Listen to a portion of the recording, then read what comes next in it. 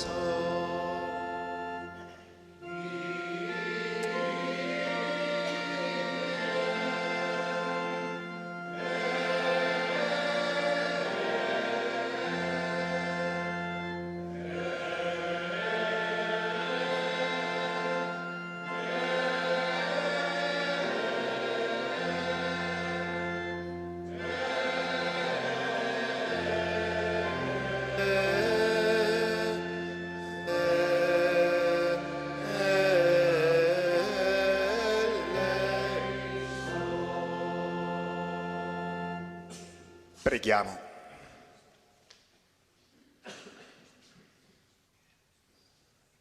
O Dio, sorgente della vita, che offri all'umanità l'acqua viva della tua grazia, concedi al tuo popolo di confessare che Gesù è il Salvatore del mondo e di adorarti in spirito e verità. Per il nostro Signore Gesù Cristo, tuo Figlio che è Dio, vive, regna con te, nell'unità dello Spirito Santo, per tutti i secoli dei secoli. Ci accomodiamo e ci mettiamo in ascolto della parola del Signore. Dal libro dell'Esodo. In quei giorni il popolo soffriva la sete per mancanza di acqua. Il popolo mormorò contro Mosè e disse: «Perché ci hai fatti salire dall'Egitto per far morire di sete noi, i nostri figli e il nostro bestiame?» Allora Mosè gridò al Signore dicendo: «Che cosa farò io per questo popolo? Ancora un poco e mi lapideranno». Il Signore disse a Mosè: «Passa davanti al popolo e prendi con te alcuni anziani di Israele. Prendi in mano il bastone con cui hai percosso il Nilo e va. Ecco, io starò davanti a te, là, sulla roccia, sull'Oreb. Tu batterai sulla roccia, ne uscirà acqua e il popolo berrà. Mosè fece così, sotto gli occhi degli anziani di Israele, e chiamò quel luogo Massa e Meriba, a causa della protesta degli israeliti, e perché misero alla prova il Signore dicendo: il Signore è in mezzo a noi, sì o no? Parola di Dio. Insieme diciamo: ascoltate oggi la voce del Signore, non indurite il vostro cuore.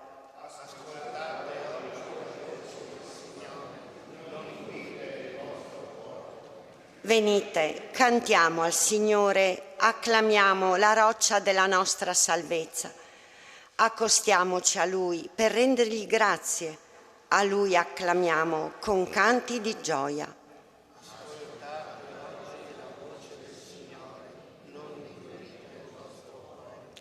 Entrate, prostrati, adoriamo, in ginocchio davanti al Signore che ci ha fatti. È Lui il nostro Dio e noi il popolo del suo pascolo, il gregge che Egli conduce.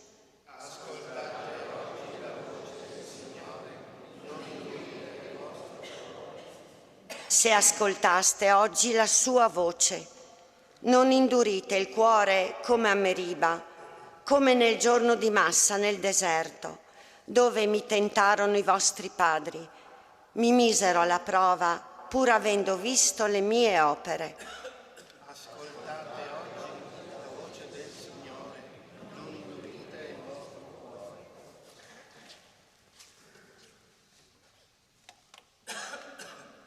Dalla lettera di San Paolo Apostolo ai Romani.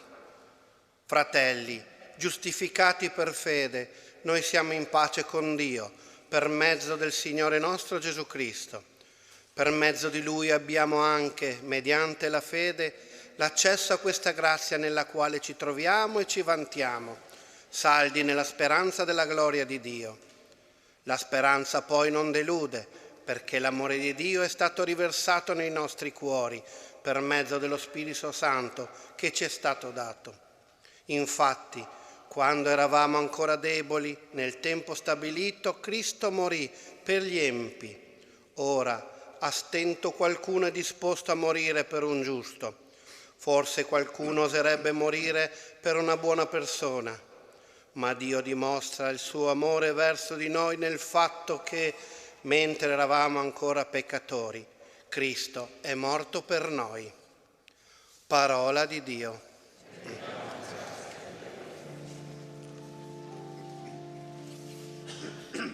Lode a te, o Cristo, Re di eterna gloria. Lode a te, o Cristo, Re di eterna gloria. Signore, tu sei veramente il Salvatore del mondo. Dammi dell'acqua viva perché io non abbia più sete.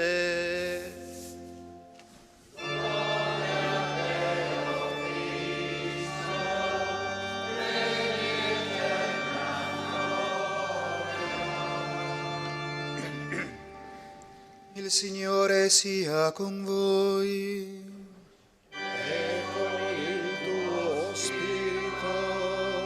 Dal Vangelo secondo Giovanni.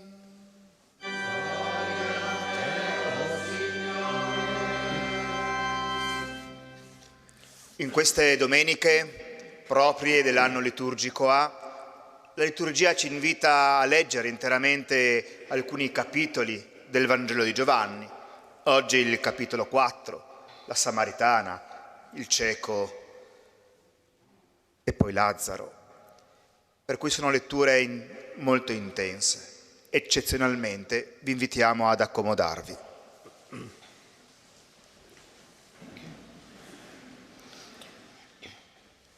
In quel tempo Gesù giunse a una città della Samaria, chiamata Sicar, vicina al terreno che Giacobbe aveva dato a Giuseppe suo figlio. Qui c'era un pozzo di Giacobbe. Gesù dunque, affaticato per il viaggio, sedeva presso il pozzo. Era circa mezzogiorno. Giunge una donna samaritana ad attingere acqua. Le dice Gesù: dammi da bere. I suoi discepoli erano andati in città a fare provvista di cibi. Allora la donna samaritana gli dice: come mai tu, che sei giudeo, chiedi da bere a me, che sono una donna samaritana? I giudei, infatti, non hanno rapporti con i samaritani. Gesù le risponde: Se tu conoscessi il dono di Dio e chi è colui che ti dice dammi da bere, tu avresti chiesto a lui ed egli ti avrebbe dato acqua viva. Gli dice la donna: Signore, non hai un secchio e il pozzo è profondo. Da dove prendi dunque quest'acqua viva? Sei tu forse più grande del nostro padre Giacobbe, che ci diede il pozzo e ne bevve lui con i suoi figli e il suo bestiame? Gesù le risponde: Chiunque beve di quest'acqua avrà di nuovo sete, ma chi berrà dell'acqua che io gli darò non avrà più sete in eterno. Anzi, l'acqua che io gli darò diventerà in lui una sorgente d'acqua che zampilla per la vita eterna. Gli dice la donna: Signore, dammi quest'acqua, perché io non abbia più sete e non continui a venire qui ad attingere acqua. Le dice: Va a chiamare tuo marito e ritorna qui. Gli risponde la donna: Io non ho marito. Le dice Gesù: Hai detto bene, io non ho marito. Infatti hai avuto 5 mariti e quello che hai ora non è tuo marito. In questo hai detto il vero. Gli replica la donna: Signore, vedo che tu sei un profeta. I nostri padri hanno adorato su questo monte. Voi invece dite che è a Gerusalemme il luogo in cui bisogna adorare. Gesù le dice: Credimi, donna, viene l'ora in cui né su questo monte né a Gerusalemme adorerete il Padre. Voi adorate ciò che non conoscete, noi adoriamo ciò che conosciamo, perché la salvezza viene dai giudei. Ma viene l'ora, ed è questa, in cui i veri adoratori adoreranno il Padre in spirito e verità. Così infatti il Padre vuole che siano quelli che lo adorano. Dio è spirito, e quelli che lo adorano devono adorare in spirito e verità. Gli rispose la donna: So che deve venire il Messia, chiamato Cristo. Quando egli verrà, ci annuncerà ogni cosa. Le dice Gesù: Sono io che parlo con te. In quel momento giunsero i suoi discepoli e si meravigliavano che parlasse con una donna. Nessuno tuttavia disse: che cosa cerchi? O di che cosa parli con lei?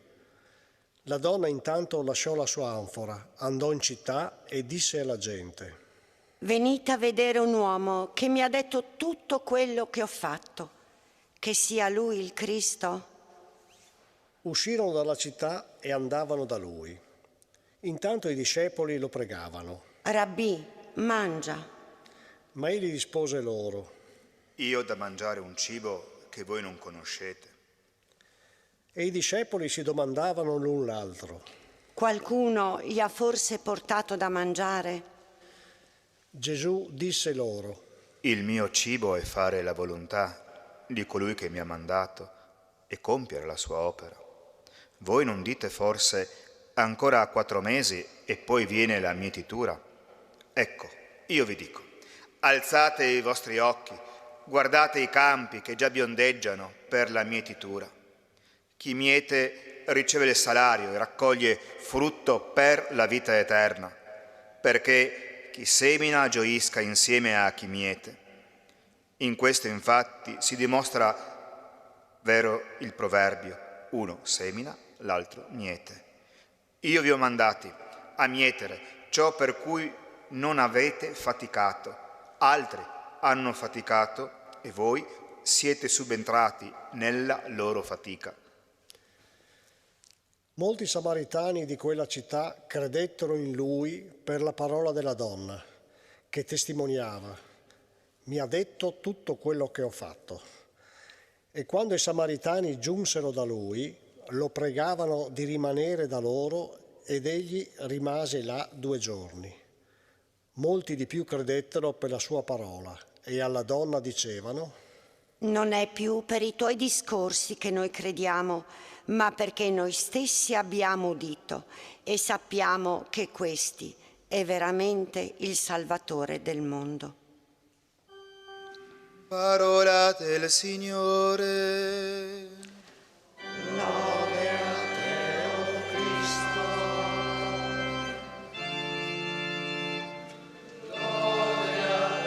O Cristo, Re di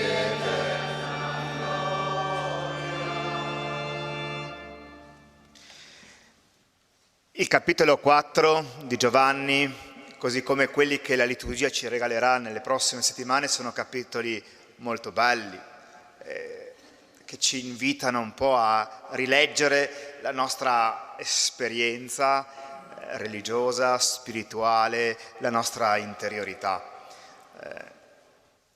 Potremmo stare, permettetemi, ore su questo testo, ma non è questo il luogo per fare esegesi.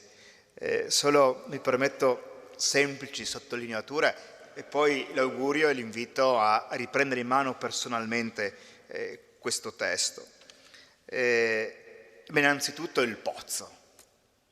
Il pozzo è per eccellenza nella storia ebraica il luogo dell'incontro, il luogo in cui si veniva a prendere l'acqua. Non c'era l'acqua corrente nelle case, per cui era sempre un luogo in cui si incontravano persone. Ed è interessante che questa donna va a prendere l'acqua a mezzogiorno, quando il sole è bello alto. Probabilmente lei non vuole incontrare nessuno. Forse ci assomiglia. Talvolta nella nostra vita ci sono momenti in cui sentiamo il peso della vita. E quando sentiamo questo peso, è vero, non vogliamo vedere nessuno. E cerchiamo di andare fuori quando non incontriamo persone, almeno pensiamo di non incontrare nessuno. E lì, in quel giorno, a quell'ora, lei non incontra, viene incontrata. Permettetemi questo gioco di parole. È Dio in Cristo che si avvicina a lei. E mi piace mettere in evidenza che questa donna non viene condannata, non viene neanche giudicata, le viene chiesto di fare un percorso di verità. E allora mi piace pensare che il cristianesimo, prima di essere una morale, prima di essere un insieme di regole, che Gesù ci ha chiesto poi di capirle bene queste regole, è un incontro, l'incontro con Cristo che cambia la vita. C'è una domanda che sempre mi faccio, no? Che senso ha la nostra vita? Perché siete nati? Non avete chiesto di nascere, eppure siete nati in questo contesto storico, culturale. Perché siamo nati? Che senso ha la nostra vita? L'incontro tra questa donna e Cristo è l'occasione per fare luce sulla propria vita. E quindi vale anche per noi questa mattina. Il pozzo, luogo dell'incontro. Allora la domanda che faccio a me oggi è: ma nella mia vita c'è un luogo in cui io ho incontrato Cristo? La nostra basilica può essere un segno, ma non solo. Proviamo un po' a pensare come sto vivendo la mia interiorità, la mia spiritualità. È bellissimo il dialogo, la sete, l'acqua, sete di senso, sete di felicità. Potremmo andare avanti, ma c'è una parte finale che mi piace.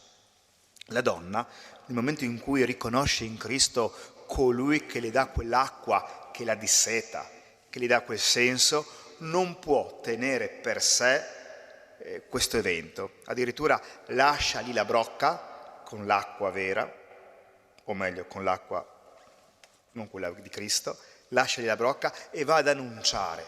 E poi le persone vanno dal Signore. E a un certo punto poi la donna va in un secondo piano, perché io ti annuncio ciò che ho sperimentato, io ti annuncio ciò che ha cambiato la mia vita, ma poi l'incontro è e deve rimanere sempre personale. Tu e il Cristo, io e Cristo. Questa è la bellezza della comunità. Testimoniamo con il sorriso, col nostro modo di essere, ciò che Cristo ha compiuto nella nostra vita, per poi far sì che le persone, loro, possano essere incontrate dal Signore, che è via, verità e vita. Sia lodato Gesù Cristo.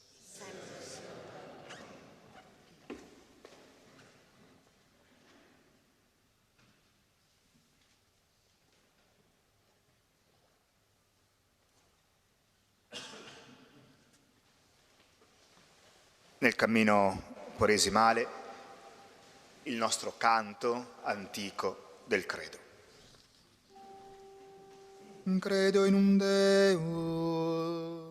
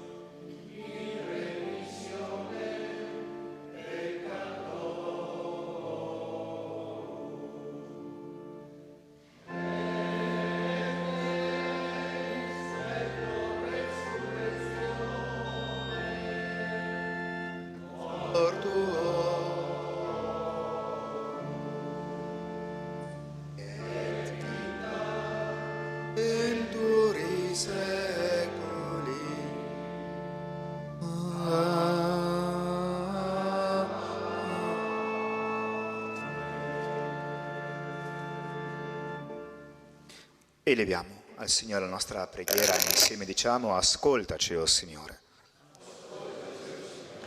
Dona a coloro che sono reduci da esperienze fallimentari, dalle sconfitte della vita, di non abbattersi.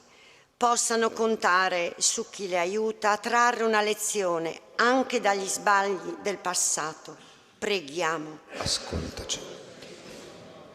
Dona ai popoli devastati dalla siccità e dalla miseria di continuare a lottare per un futuro migliore. Gli organismi internazionali sappiano fornire loro gli aiuti più appropriati. Preghiamo. Ascoltaci, o Signore. Per le donne vittime di violenza, perché possano ricevere dalla comunità cristiana e civile attenzione e rispetto, come Gesù ha accolto la donna samaritana, ferita negli affetti più cari. Preghiamo. Ascoltaci. Dona ai genitori di trasmettere la fede ai figli con semplicità, nello scorrere dell'esistenza quotidiana. Imparino insieme a loro a seguire Cristo, anche quando si trovano davanti a scelte difficili. Preghiamo. Ascolta, o Padre, queste preghiere e quelle che portiamo dentro il nostro cuore. Tu le conosci.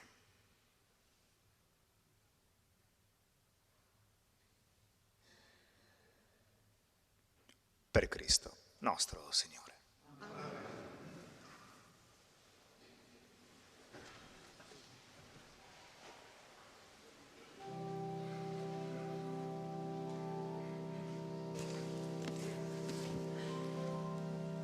Benedetto sei tu, Signore, Dio dell'universo.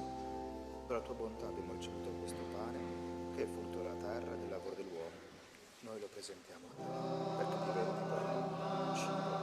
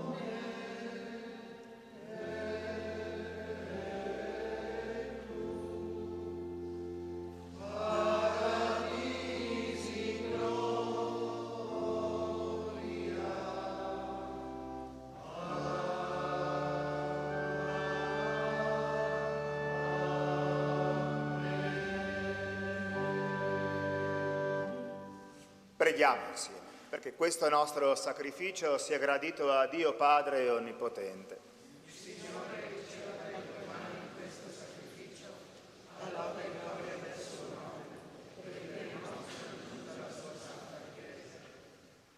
Per questo sacrificio di riconciliazione, o Padre, rimetti i nostri debiti, donaci la forza di perdonare i nostri fratelli, per Cristo nostro Signore. Il Signore sia con voi. In alto i nostri cuori. Rendiamo grazie al Signore nostro Dio. È veramente cosa buona e giusta, nostro dovere e fonte di salvezza, rendere grazie sempre in luogo a Te, Signore Padre Santo, Dio onnipotente ed eterno, per Cristo, Signore nostro. Egli, chiedendo alla Samaritana l'acqua da bere, già aveva suscitato in lei il dono della fede, e di questa fede ebbe sete così grande da accendere in lei il fuoco del tuo amore. Per questo mistero anche noi ti rendiamo grazie e, uniti agli angeli, proclamiamo con il canto le tue meraviglie.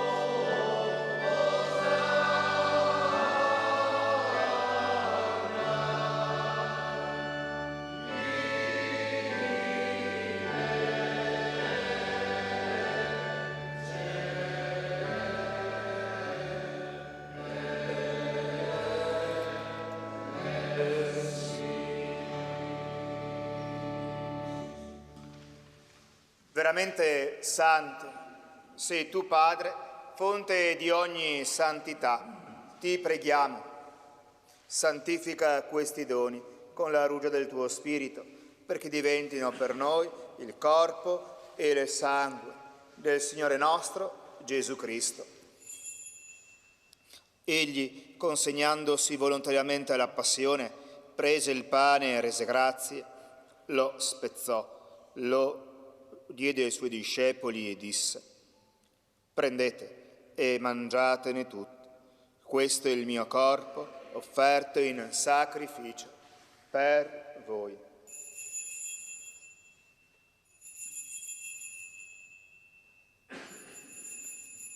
Mio Signore, mio Dio, aumenta la nostra fede.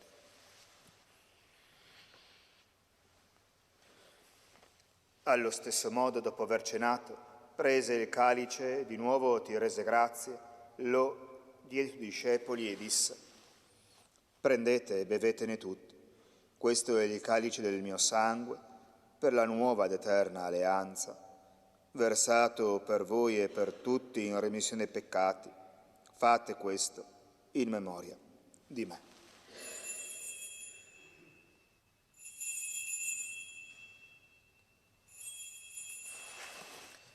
Mio Signore, mio Dio, aumenta la nostra fede.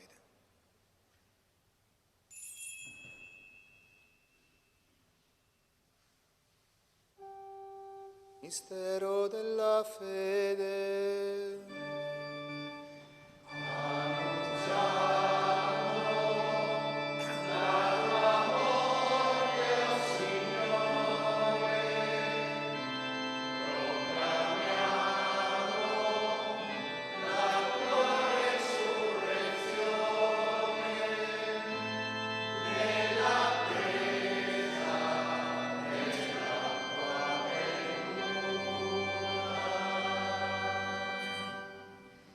O Padre, celebrando il memoriale della morte e risurrezione del tuo Figlio, ti offriamo il pane della vita e il calice della salvezza e ti rendiamo grazie perché ci hai resi degni di stare alla tua presenza a compiere il servizio sacerdotale. Ti preghiamo umilmente per la comunione al corpo e al sangue di Cristo, lo Spirito Santo ci unisca in un solo corpo. Ricordati, Padre, la tua Chiesa diffusa su tutta la terra. Rendila perfetta nell'amore noi con il nostro Papa Francesco, il nostro Vescovo Carlo, i presbiteri e i diaconi.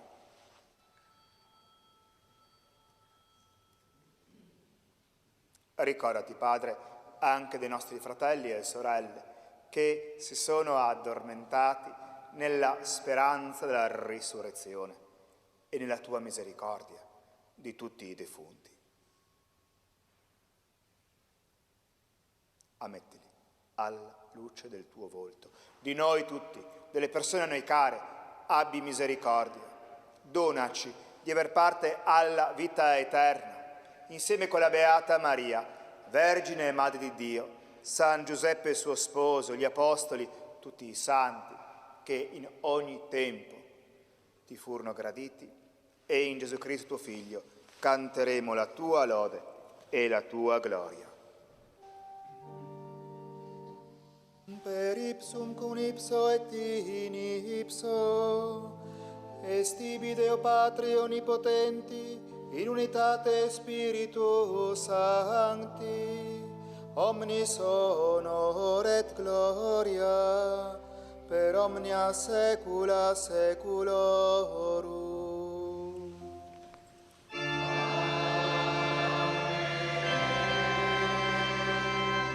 Precepti salutaribus moniti, et divina institutione formati, audemus dicere.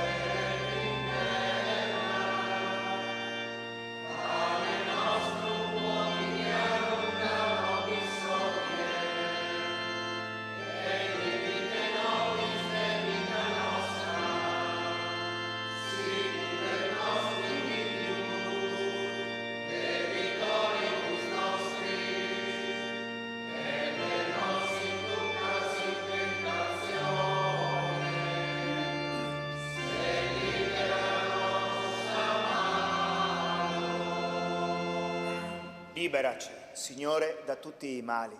Concedi la pace ai nostri giorni e con l'aiuto della tua misericordia vivremo sempre liberi dal peccato e sicuri da ogni paura, nell'attesa che si compia la beata speranza e venga il nostro Salvatore, Gesù Cristo.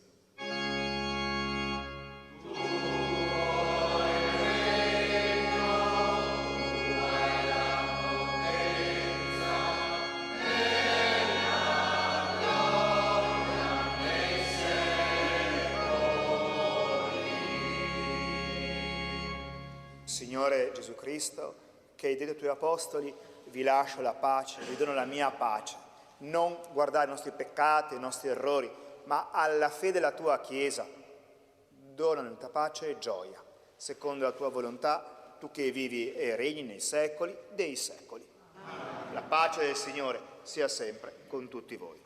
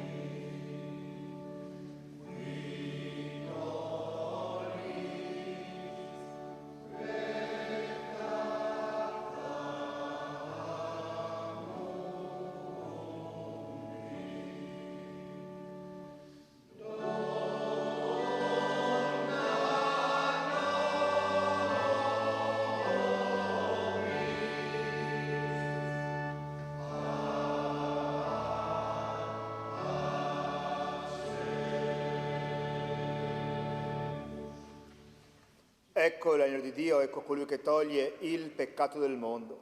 Beati gli invitati alla cena dell'agnello.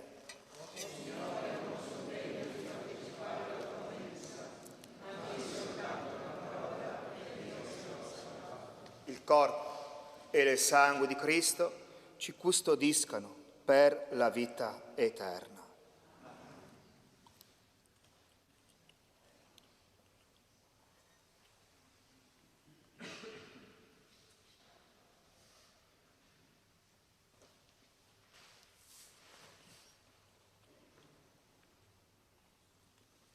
Chi mangia di me vive di me, chi mangia di me ha la vita eterna, dice il Signore. Per la Santa Comunione possiamo fare 3 file uniche nelle navate, centrale e laterale.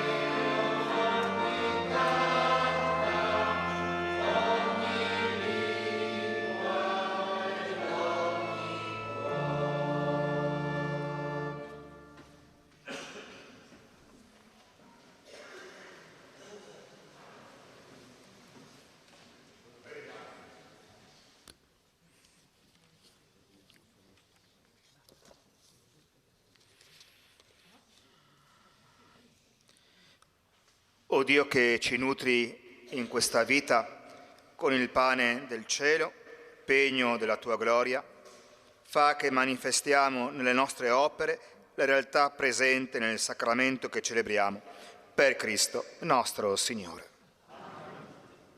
Su insieme che avete preso, che vi invito a prendere uscendo dalla Basilica, troviamo le informazioni per la vita della nostra comunità. Preparando la settimana santa, la scorsa settimana abbiamo messo l'accento sul cero pasquale che una famiglia gradese donerà alla nostra comunità. Questa settimana mettiamo l'accento su un momento importante della nostra esperienza di fede. Sabato poi con una parte della comunità vivremo il pellegrinaggio a Padova, dove porteremo le intenzioni di tutta la nostra parrocchia. Dominus vobiscum.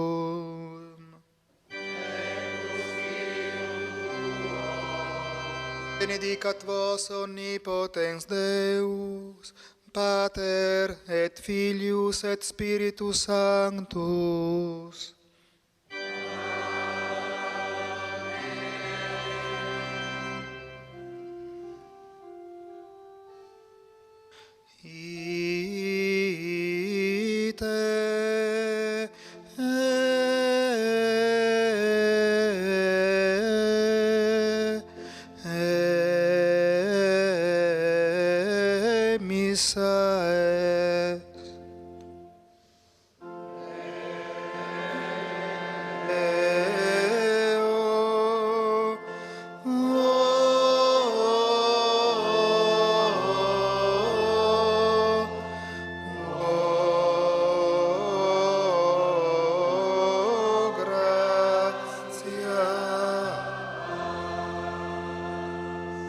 Buona domenica e buona Quaresima a tutti.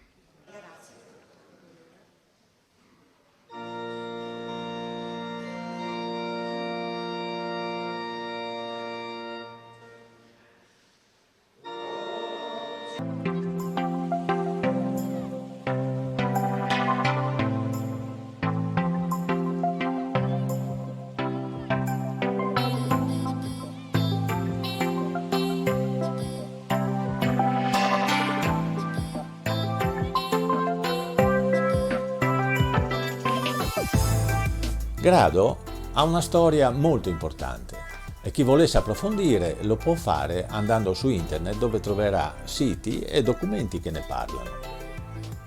Io ho letto con molto interesse questi documenti, ma in conformità allo spirito di YouTube e anche di questo mio canale riporterò solo alcune informazioni che io reputo necessarie. Per il resto invece lascio parlare le immagini che ho fatto in diverse occasioni quando sono stato a Grado, ma anche quelle che ho fatto proprio in questi giorni con il mio drone.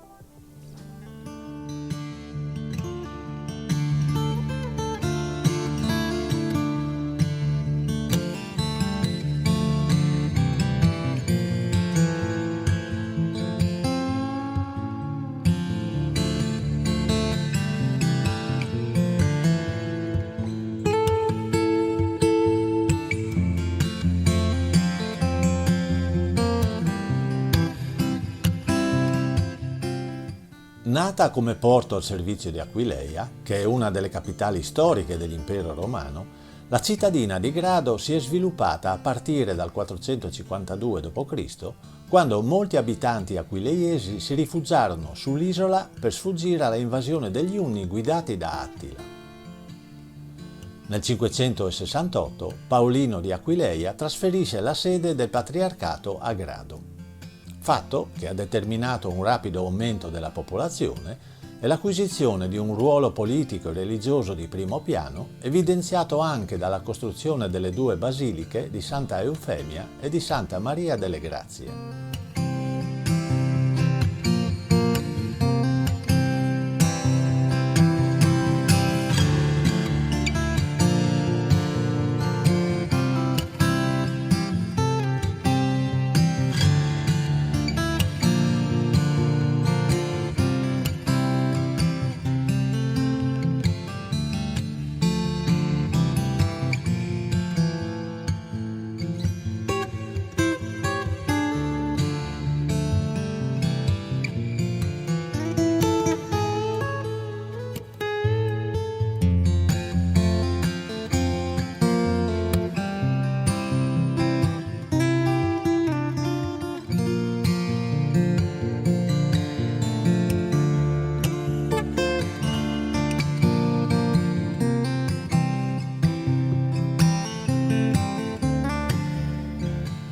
nel 1105 il patriarcato viene trasferito a Venezia e Grado, lentamente, perde la sua fama e diventa un povero paese di pescatori.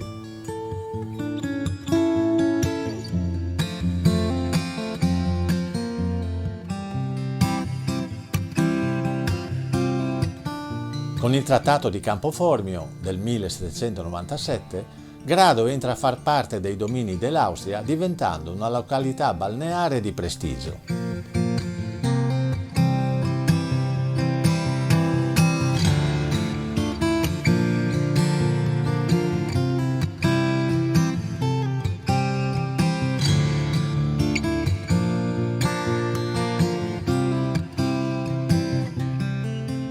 Vengono costruiti alberghi e ville, sia a ridosso dell'attuale diga con passeggiata a mare, che attorno al caratteristico porto interno.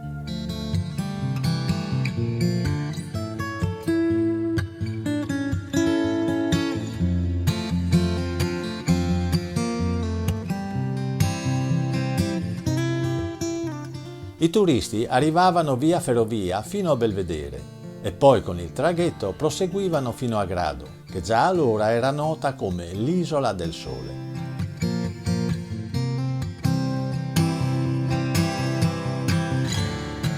La laguna che circonda Grado è composta da decine di piccole isole, un tempo abitate o utilizzate per le attività di pesca.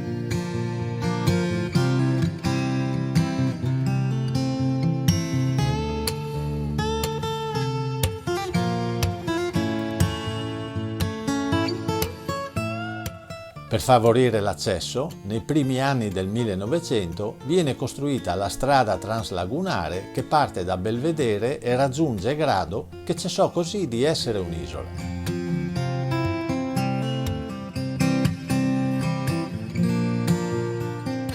Dopo la Seconda Guerra Mondiale, per ospitare i profughi istriani viene resa abitabile l'isola della Schiusa.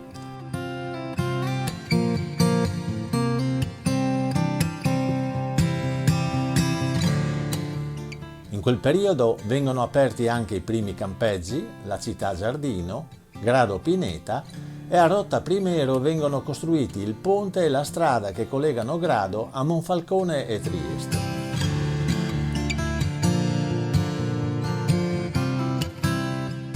Oggi la parte antica dell'isola mostra ancora la sua natura tipica di un paese di pescatori.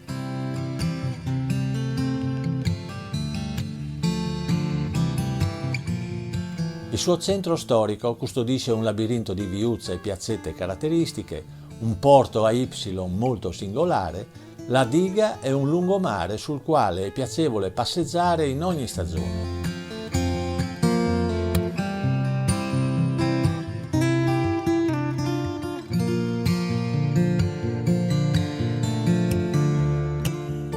Qui ci sono strutture alberghiere adatte a soddisfare ogni esigenza.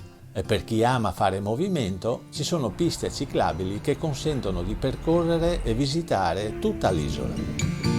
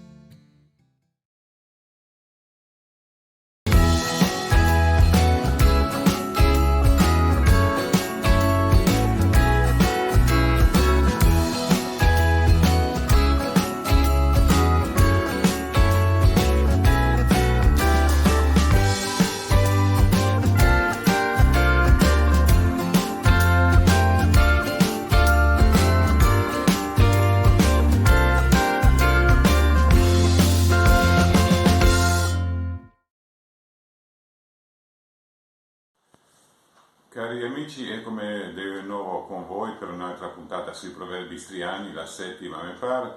Oggi il tema sarà quello del vin. Sappiamo che in questo momento la vendemmia è ormai finita e che il mosto sta fermentando nei tini o nei caveci, come che si dice anche da tante parti. Ecco dunque qualche proverbio: bevi bon vin e lascia andare l'acqua al mulin. Chi ga e vin sta meglio del suo vicino. Per farsi un amico basta un bicchiere di vino, per mantenere la sua amicizia se poca una botte. L'acqua fa mal e il vin fa cantare. Chi del vin è amico, di se stesso è nemico. E il barbiere te fa bel, e il vin te fa buon sangue, e la donna te fa mona. Chi bevi prima della minestra, vedi il dottor dalla finestra. Non metterti in cammin se la bocca non te sa de vin.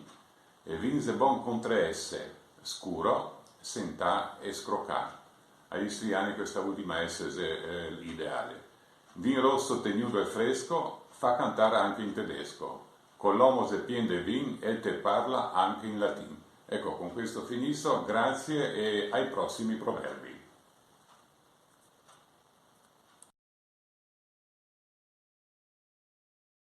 Sull'altra sponda dell'Adriatico, a 30 km dal confine fra Italia e Slovenia, si trovano le saline di Sicciole e Strugnano, situate a breve distanza tra loro nel comune di Pirano. Le due saline rappresentano le ultime testimonianze dei numerosi siti che un tempo costellavano la costa slovena, tramandando una produzione millenaria che è stata la principale fonte di economia per la città di Pirano, sotto il monopolio della Repubblica di Venezia prima e sotto l'impero austro-ungarico fino al 1918.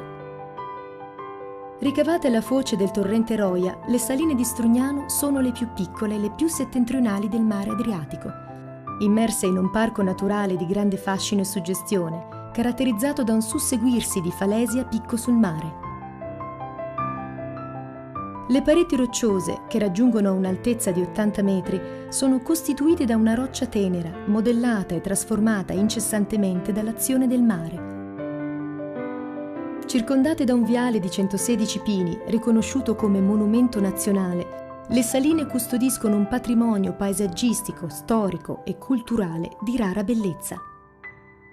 Numerosi sono gli esemplari che hanno scelto di sostare e nidificare nella pace di questo luogo, in una natura incontaminata dove crescono incredibili varietà di piante alofite come la salicornia europea, che in autunno colora le saline di rosso, e il limonio, con i suoi caratteristici fiori viola. Kako pa so se prilagodile največ s svojimi omesnelimi deli in značilno je, da so tudi slane. Kajti, če je rastlina slana, lahko lažje črpa vodo iz samih slanih tal, s tem uravnava pritisk in tako preživijo. Tole je točakasta loboda, ena od rastlin, ki jih lahko vidimo tukaj na tem področju, seveda v tem letnem času. Nekje samo ime izhaja iz samega keltskega imena halit, kar pomeni sol, in tako so tudi te rastline dobile ime. A Strugnano il sale viene ancora oggi lavorato e raccolto secondo le tecniche tradizionali in ogni fase della produzione, compresa la raccolta giornaliera su un particolare biosedimento introdotta a partire dal 300, la petola. Ta podlaga v kristalizacijski bazeni se imenuje petola, torej edinstven svetovni fenomen. Sama podlaga izhaja oziroma izum iz otoka Paga, iz Hrvaške, kjer so nam v 14. stoletju solinarji pokazali, kako se vzdržuje in kako se uredi, da je trdna, da preprečuje mešanje blata s soljo, ki je v nižjih plasteh, tako da se tukaj pobira bela sol od tistega trenutka, torej ko so uvedli pobiranje soli na petoli. Utilizzata nelle saline di Strugnano e in quelle di Sicciole, la petola è uno strato artificiale composto da cianobatteri, gesso e carbonati, che impedisce la commistione del sale con il fondale fangoso, rendendo il sale di Pirano particolarmente rinomato per il suo elevato candore. Tramite i fondi stanziati dal progetto Saltworks, le attività e le visite nell'area protetta sono state agevolate da una serie di interventi, la ricostruzione degli argini che delimitano il piccolo porto dei pescatori e la riedificazione di un ponte come nuovo punto di accesso alle saline. Projekt Saltworks, čezmejno valorizacija solin, tako v turistične izobraževanje kot kulturne namene, je bil za nas izjemno pomemben projekt. Z dveh razlogov. Najpomembnejši del je ravno to, da nam je omogočalo investiranje v ta most in v ureditev nasipa in nadaljevanje tega nasipa, ki pomeni hkrati glavno dostopno pot do novo nastalega informacijskega središča. Grazie a queste importanti opere strutturali, l'area delle saline di Strugnano è stata ulteriormente valorizzata, favorendo un turismo ecosostenibile in cui è possibile immergersi in un piccolo angolo di paradiso dove le antiche tecniche sopravvivono accanto alle meraviglie della natura.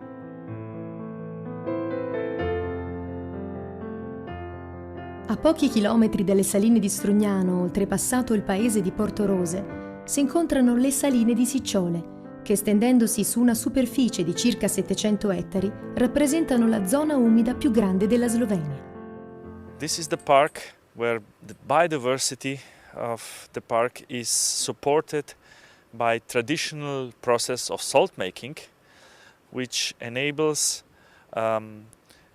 habitats and species to live and survive in the way as they did already 700 years ago. Le saline, riconosciute dal 2001 come parco naturale, sono divise da un canale in due aree distinte, quella di Lera e quella di Fontanigge. Nel settore di Lera, che occupa la parte settentrionale del parco, la produzione del sale continua ancora oggi con l'uso delle tecniche e dei mezzi tradizionali, mentre a Fontanigge, la parte a sud, la produzione del sale è stata abbandonata negli anni 60 del secolo scorso. Le saline di Sicciole rappresentano la località slovena più importante dal punto di vista ornitologico, con una grande varietà di volatili che nidificano e svernano in questa straordinaria oasi naturalistica. Anche qui, come a Strugnano, le antiche tecniche di lavorazione prevedono l'utilizzo della petola per ottenere un sale bianco e privo di impurità. Il sale che si forma è già all'inizio è bianco proprio per il strato di, diciamolo, un filtro naturale che si chiama petola, che è il metodo che è venuto più di 700 anni fa in questa salina, importato dalla isola di Pago in Croazia. Al centro del parco, nella piazza dei Salinai, è ospitato il centro multimediale, una struttura all'avanguardia con grandi plastici che riproducono l'assetto delle saline, postazioni tattili per non vedenti e una seconda sala in cui vengono proiettati contenuti audiovisivi dedicati alla storia del sito. Il centro multimediale è il punto di sosta per tutta una serie di iniziative che coinvolgono le scuole e giovani del territorio alla scoperta delle saline. Fra le visite guidate è stata ideata una vera e propria avventura per chi volesse trasformarsi in salinaro per un giorno, partecipando attivamente alla tradizionale raccolta del sale. Questo è un programma nuovo dove la gente può prenotare e fare 3 ore o mattina o tardo pomeriggio a scelta e stare con un salinaio, avere tutta la spiegazione di come si fa il sale, poi come raccoglierlo e poi dopo gli diamo un pacchetto di sale, quello raccolto da lui, per portarlo a casa. Durante la stagione estiva, le saline di Sicciole accolgono anche gli amanti del relax in una splendida spa all'aperto. Inaugurata nel 2013, la Talasso Spa Lepa Vida è stata costruita nella zona di Lera, con casette in legno perfettamente integrate con l'ambiente circostante e piscine alimentate da acqua marina o dalla preziosissima acqua madre. To je matična voda, to je zadnji produkt, ki nastane, ko se sol pobere. Torej, jaz vedno rečem, matična voda je mala lekarna doma. Zakaj?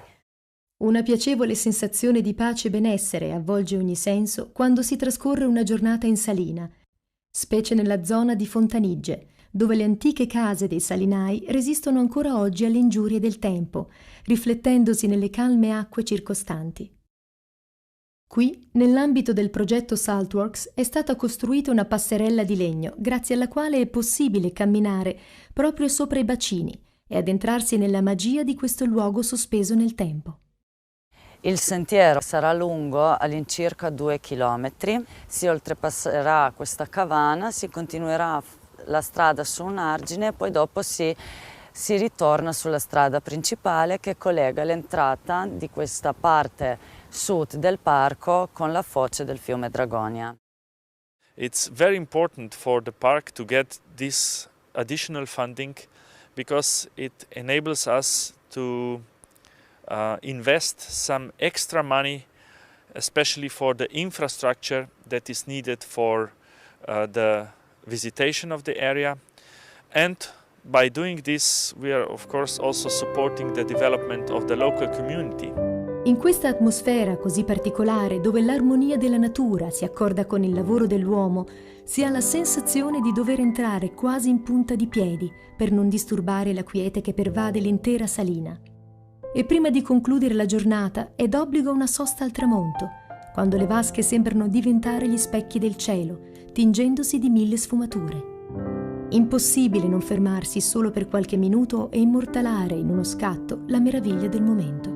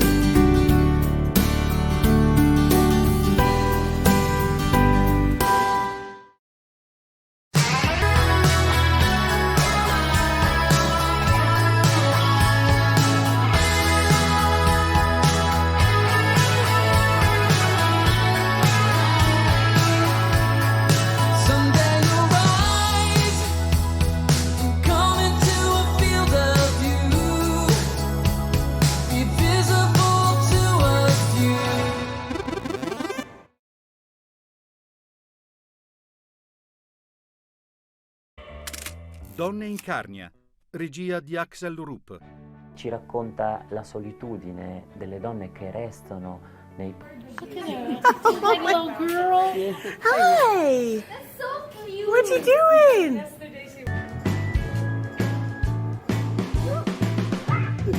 Get the doggy. Where'd the doggy go? Wait, get the doggy. Get the doggy. Oh, where's the doggy go? Hola. Mira, parece nieve.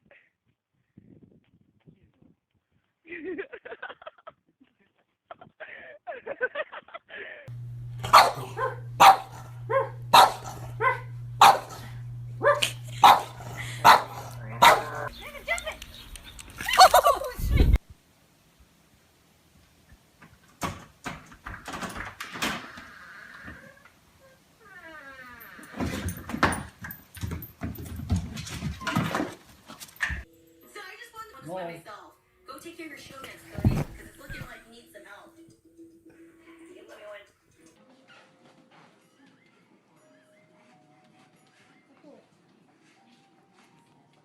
Nope.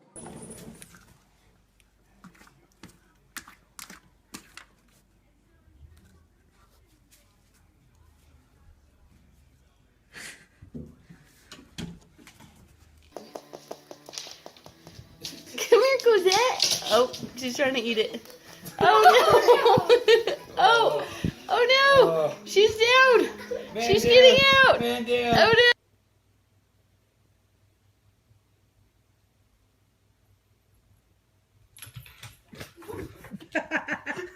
no! Right now. What are you doing in there? What are you doing in there?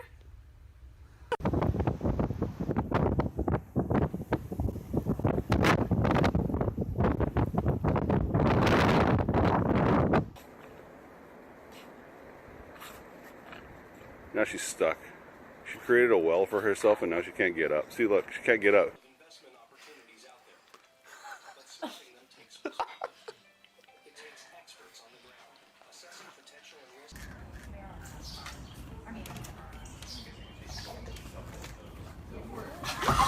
Oh!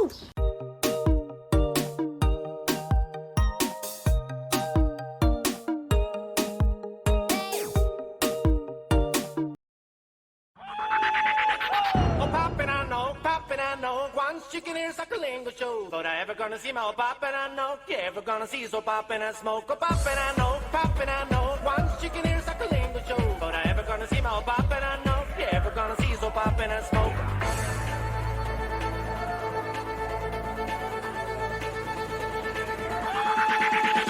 Oh, poppin', I know, poppin', I know. Once chicken ears like a lingo show. But I ever gonna see my poppin', I know. You ever gonna see so poppin' and smoke? Oh, poppin', I know, poppin', I know. Once chicken ears like a lingo show. But I ever gonna see my poppin', I know. You ever gonna see so poppin' and smoke?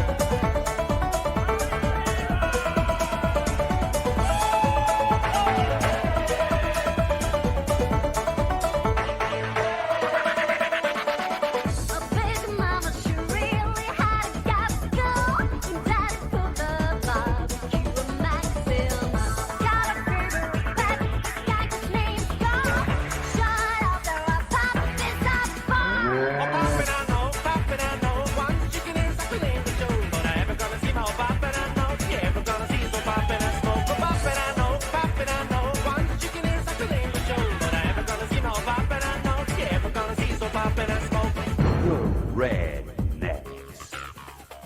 Shocker. The rednecks. Shocker.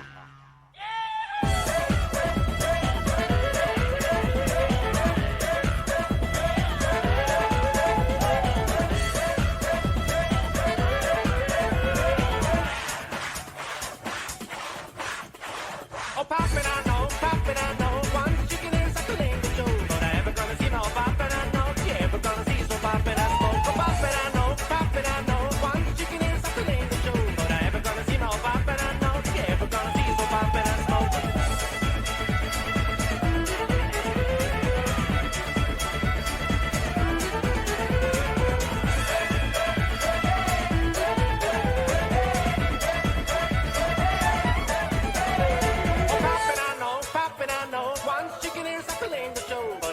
See my poppin', I know. You ever gonna see so poppin' and smoke?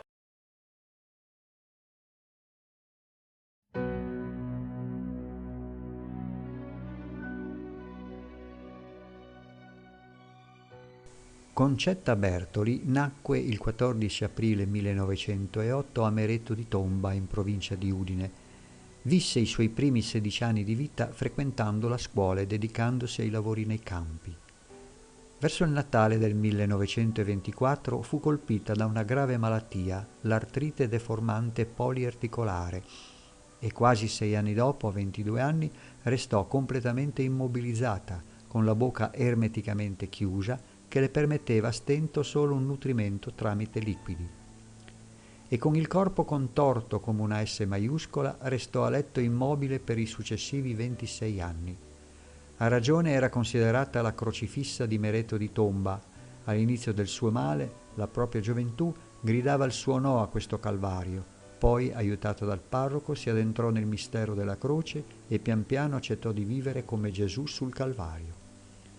Dal 7 agosto 1940 diventò terziaria francescana, lodando Dio e edificando tutti con lo spirito di San Francesco. A 42 anni, nel 1950, divenne completamente cieca e con questo corpo così martoriato trovava la forza di offrire tutto per i peccatori e per i missionari, e cercando di consolare chi l'assisteva diceva: «Io sono missionaria del dolore. Non ho abbastanza fiato per ringraziare il Signore d'avermi messo in queste condizioni. Il Signore affida a tutti un posto, a me ha dato questo, io sono contenta».